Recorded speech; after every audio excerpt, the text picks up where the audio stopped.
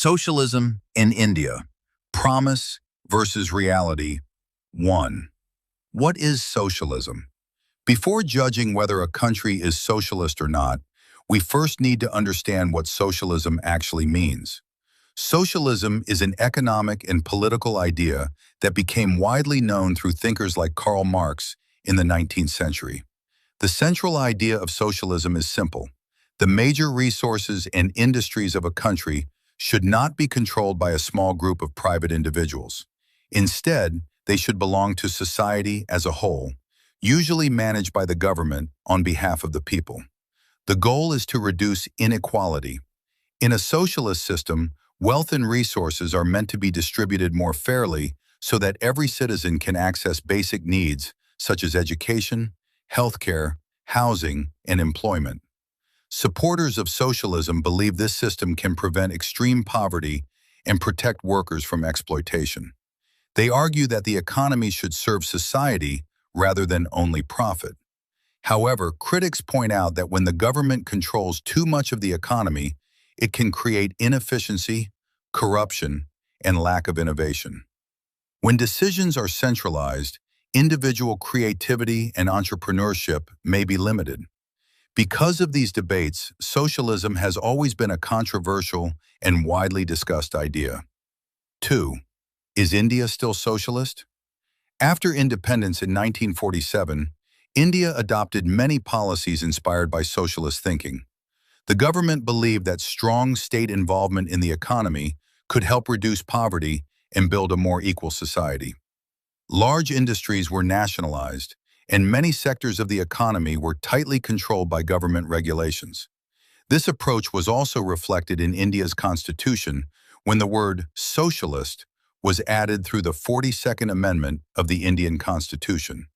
However, these policies also created challenges. For many years, businesses faced strict regulations and needed multiple government permissions to operate. This system, often called the license Raj, made entrepreneurship difficult and slowed economic growth. In 1991, India faced a major economic crisis. The government responded with reforms known as the 1991 Indian Economic Liberalization. These reforms reduced government control and opened the economy to markets and private enterprise. Since then, India's economy has grown rapidly, and new industries, especially technology, have expanded. But this transformation also raises an important question. If markets and private enterprise play such a large role today, can India still truly be called a socialist country?